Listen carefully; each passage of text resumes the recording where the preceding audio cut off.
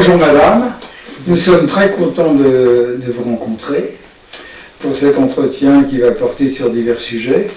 Et nous allons commencer par ce que vous faites, pour savoir ce que vous faites et que vous présentiez aux gens qui nous écoutent vos principaux centres d'intérêt.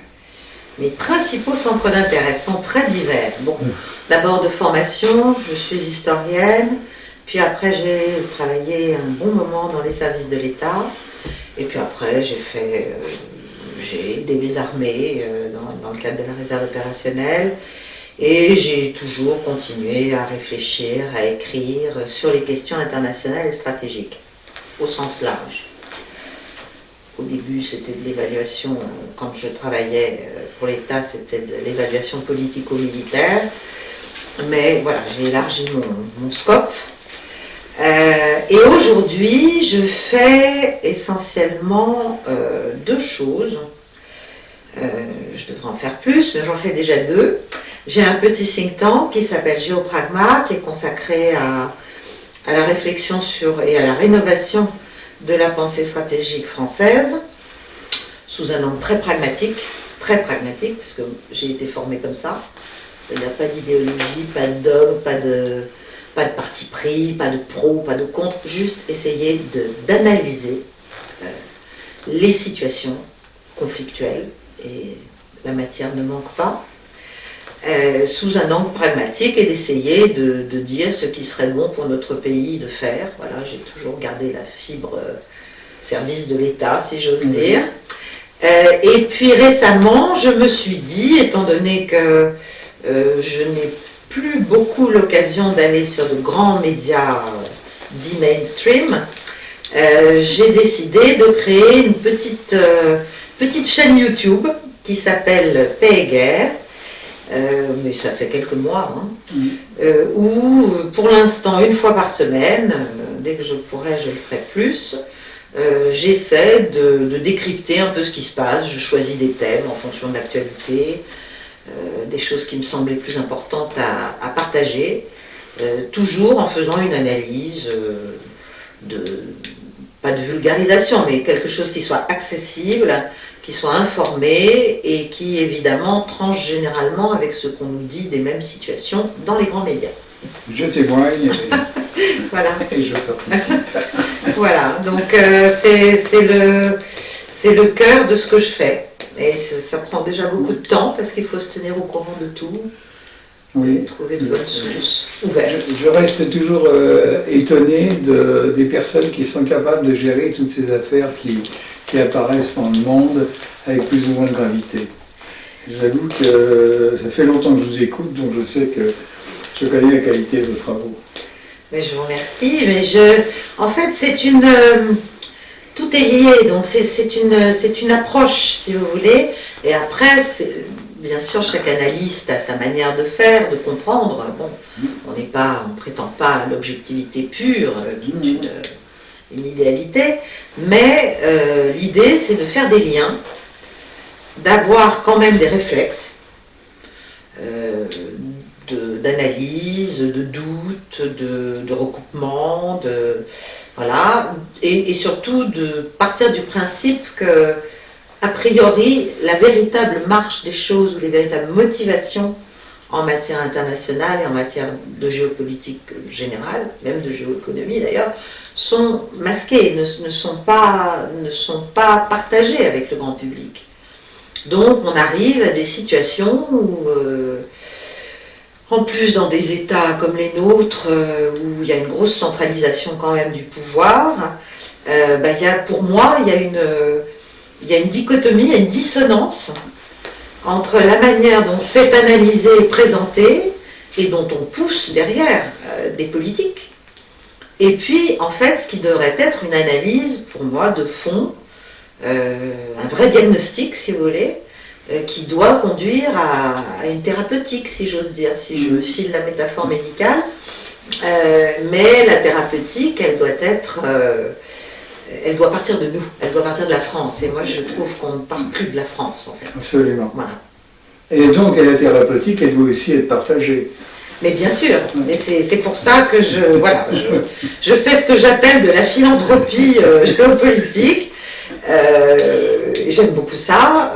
Bon, après, il faut trouver une rationalité économique à tout ça, mais c'est en cours. Ça commence. Voilà. Alors, à propos de thérapeutique partagée, j'en profite et je prends la balle au bon, puisque c'est un peu le sujet de l'activité de notre association. C'est que vous me donniez votre point de vue sur le référendum en général, et on rentrera un petit peu dans le détail ensuite. Le référendum en général, dans une démocratie saine, où la représentativité est réelle, c'est-à-dire où les représentants, en l'espèce, nos députés, nos sénateurs, enfin bon, il y a quand même un certain nombre, normalement, non pas de filtres, mais de vecteurs théoriques de la représentativité démocratique. Bon, ça devrait servir à ça. Mais on voit bien dans notre pays que... Et donc le référendum devrait être, j'allais dire, exceptionnel. D'ailleurs, tel qu'il avait été prévu, dans des cas exceptionnels, où il faut revenir devant les Français parce qu'il y a un véritable problème, une véritable incapacité, en fait, de voir tous ces corps, tous ces représentants officiels exercer leur rôle. Aujourd'hui, on est dans une exaspération de ce phénomène, c'est-à-dire il y a un tel divorce entre les élites et le peuple, entre la réalité et l'image qui en est donnée, l'interprétation ordinaire qui en est donnée, que le référendum reprend, j'allais dire, du sens, d'autant plus de sens qu'il y a quand même des sujets sur lesquels il serait bon que les Français soient consultés, puissent l'être et puissent comprendre vraiment les tenants et les aboutissants des politiques dans lesquelles on les précipite. Je pense à l'Europe, je pense à la guerre, je pense, voilà, on a déjà là, il y a déjà deux grands thèmes sur lesquels la manière dont évolue l'Europe, alors bien sûr il y a les élections européennes, bon, très bien. Mais enfin, on sait ce qu'est le Parlement européen. Il ne faut pas non plus se faire beaucoup d'illusions sur sa réelle marge de manœuvre et sur sa capacité à vraiment influer sur ce qui se fait, en fait. Oui, parce que c'est des intérêts.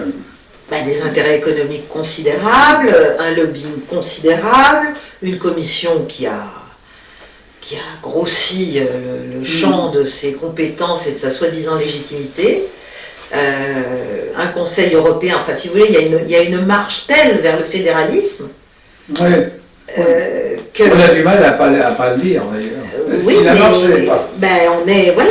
C'est l'européisme le plus béat, donc il y a une espèce de phénomène de dilution tout à fait délibéré pour moi et méthodique des États et de leurs éléments de souveraineté, et donc les peuples là-dedans, en fait, on leur demande de moins en moins leur avis. D'ailleurs, si vous regardez les listes là, du scrutin qui s'annonce, sur des sujets très importants,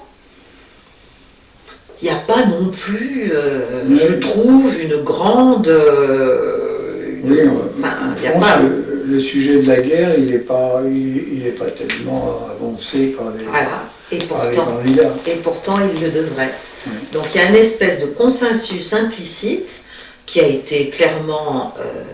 forcé, enfin poussé par un discours du pouvoir actuel, qui a forcé, encore une fois, les politiques à se mettre dans un choix cornélien, et ils ont vite choisi, ça n'a pas duré longtemps, c'est soit vous êtes contre la guerre et vous êtes pour Poutine, et c'est épouvantable, hein, vous êtes littéralement accoquiné avec le mal incarné, soit vous êtes préféré, voilà, vous êtes pro-ukrainien, et alors d'un seul coup, vous revêtissez une tenue immaculée, n'est-ce pas, et vous êtes pour le bien, la démocratie, etc. etc. Pour moi, c'est une totale inversion des choses. C'est gravissime, c'est-à-dire qu'on est en train de prendre des décisions, et même de mettre en œuvre des actions très concrètes, pour pousser un conflit qui va contre les intérêts du peuple que l'on prétend même représenter et défendre. Le peuple ukrainien en l'espèce. Absolument. Voilà. Donc on est dans une inversion complète, mais on on fait comme si c'était pas le sujet. Voilà, l'honneur est sauf. Voilà, l'honneur est soi-disant sauf. Oui. La démocratie progresse. Mais voilà, mais le danger, lui, il est de plus en plus évident, et on est en plus dans une situation, mais en fait, ça fait 2 ans qu'on raconte n'importe quoi sur cette guerre, n'importe quoi, sur ses origines, sur sa conduite, sur sa poursuite, sur l'état des forces, sur l'état des pertes, sur la Russie, sur l'Ukraine. Enfin, c'est un océan de mensonges. C'est un océan de mensonges. Donc forcément, les gens sont conduits aussi à ne pas comprendre la réalité des enjeux oui, de sécurité. Ils sont dans l'ignorance. Oui. Dans l'ignorance qui leur est vendue, alors comme toujours, sous l'angle de la surinformation. On est surinformé. En fait, tout ça est d'une grande uniformité.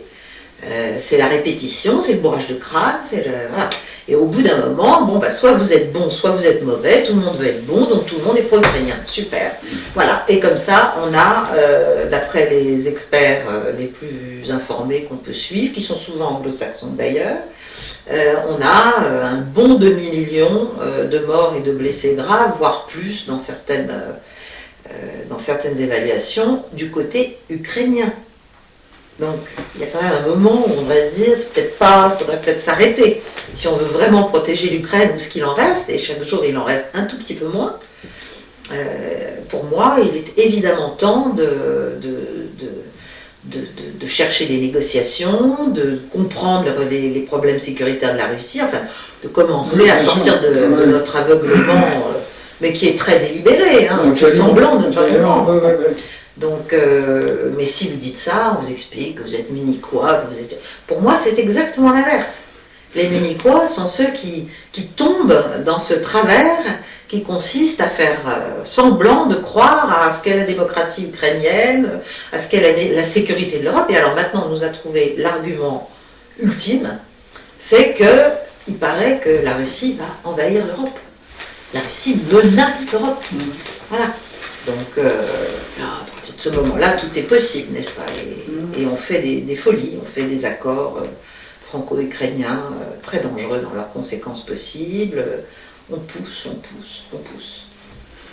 D'ailleurs, alors, ce que vous avez dit là sur le référendum, c'est effectivement s'il y avait un référendum sur l'engagement ou non de la France dans le conflit ou dans le soutien aux forces de Kiev, il est évident qu'un référendum pousserait à un débat. Forcément. Et à partir de ce moment-là, donc, les dés seraient joués d'une façon différente.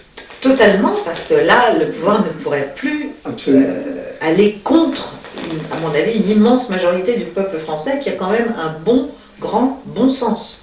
Alors, là, ce serait d'autant plus utile, et c'est urgent, à vrai dire, parce qu'on a eu un débat. On a eu un débat au Parlement il y a tout de suite dans la foulée, quelques semaines après la conclusion de cet accord en février, enfin ça va tellement vite, mi-février, l'accord de coopération franco-ukrainien, comme il y a eu quand même un tollé dans certains médias et il s'est trouvé un sénateur pour oser demander en fait qu'il y ait ce débat. Il y en a eu un, sauf qu'on l'a basé sur un mauvais article de la Constitution, comme ça c'est un débat purement consultatif. Oui, et on a poussé cette rhétorique de vous êtes contre la guerre, ça veut dire que vous êtes avec Poutine, versus il faut continuer à aider les Ukrainiens, n'est-ce pas, si on les aidait, et dans ce cas-là on est dans le camp du bien, et donc quand même le résultat de ce vote est effrayant. C'est-à-dire qu'il s'est trouvé une poignée de gens pour voter contre. Les autres se sont soit abstenus, soit toutes couleurs confondues. Soit ont finalement choisi d'être bons. Ils ont choisi d'être bons. Mais... C'est pour ça que notre association se bat pour offrir la possibilité aux Français de demander un référendum à partir du moment où ils ont le sentiment que le sujet n'est pas traité en fonction de leurs intérêts. Alors donc on appelle ça au référendum d'initiative populaire ou d'initiative citoyenne, il y a plusieurs noms, enfin, ils ont un référendum qui serait demandé par la base. Et Bon, c'est pour avoir votre sentiment sur cette chose. Ah ben moi je pense que ce serait très utile en l'espèce sur ce sujet-là. Parce que ce sujet-là, c'est pas seulement la paix, la guerre, est-ce qu'on envoie nos soldats, ça peut paraître abstrait. D'abord, ça ne l'est pas dans certains articles de ce traité qui engagent vraiment la France longtemps, mais surtout il l'engage financièrement. Et on voit déjà le désastre économique qui est en train de se montrer. Et on voit bien que tout ça nous coûte cher. Notre politique, depuis 2 ans, et à vrai dire depuis plus longtemps, mais certainement depuis 2 ans, c'est une politique d'ostracisation totale de la Russie. Voilà, on s'est coupé non seulement de l'Eurasie, et maintenant on a le nouveau conflit avec la Chine qu'on est en train de nous vendre comme aussi le nouvel ennemi, ça y est, voilà, les Américains veulent non seulement découpler la Russie de la Chine, mais ça je leur souhaite bon courage, mais ils veulent en tout cas découpler l'Europe de la Chine. C'est ça qui est en train de se profiler à mon avis, mais bon, j'en parlerai bientôt dans la prochaine émission, demain.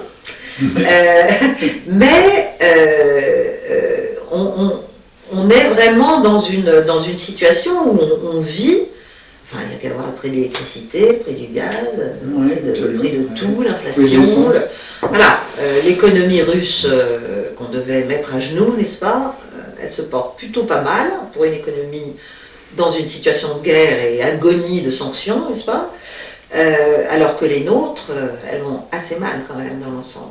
Donc ce sont des choses, j'avais une expression qui n'est pas très jolie, mais que je trouve assez claire, c'est la géopolitique dans votre assiette. C'est-à-dire que là, on se rend compte qu'il y a un impact direct. J'espère que vous avez été entendu sur le sujet. Mais oui, je suis une toute petite voix, mais je suis une petite voix persistante. Voilà, persistante. Et de toute façon, on ne peut pas ne rien dire. C'est tellement énorme, c'est tellement évident. Voilà.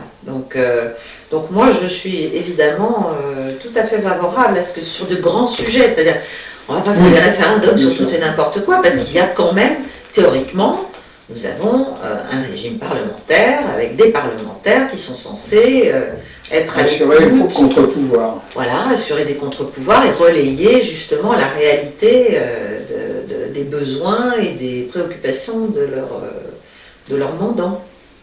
Voilà, mais ça se fait de moins en moins, c'est-à-dire là aussi il y a une déconnexion.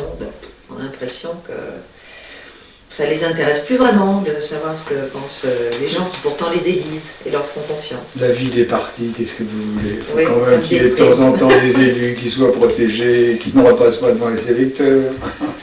Sans doute, mais je trouve qu'à la fin, ils seraient gagnants. Oui, si vous voulez, il faut restaurer ce lien de représentativité.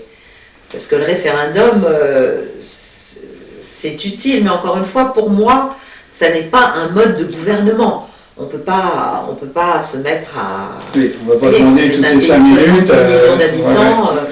Qu'est-ce qu'il faut faire demain sur tous les sujets? Mais bon, sur les grands enjeux, oui, pour moi, la forme de l'Europe, est-ce qu'on veut vraiment se laisser faire pour finir par être un grand État européen, une espèce de truc, j'appelle ça un gloubi-boulga parce que je regardais L'île aux enfants quand j'étais petite, mais voilà, ça c'est quand même, ça mérite sans doute de consulter vraiment les Français, parce que le scrutin européen, encore une fois, les gens vont aller voter sur des enjeux de petites politiques politiciennes intérieures, à vrai dire, sans mesurer ce qui se passe. Contre l'Europe, quoi. Voilà, mais il ne s'agit pas d'être pour ou contre l'Europe, on peut être pour l'Europe, mais une autre Europe. Une autre Europe et une Europe des nations, certainement. Eh bien, nous vous remercions. Mais je vous en prie, c'était un plaisir. Et puis on pensera à regarder plus souvent votre chaîne, rappelez-vous. Alors, Paix et guerre, tous les mercredis à 19h. Voilà, pour l'instant. On vous remercie. Je vous en prie, moi aussi, je vous remercie.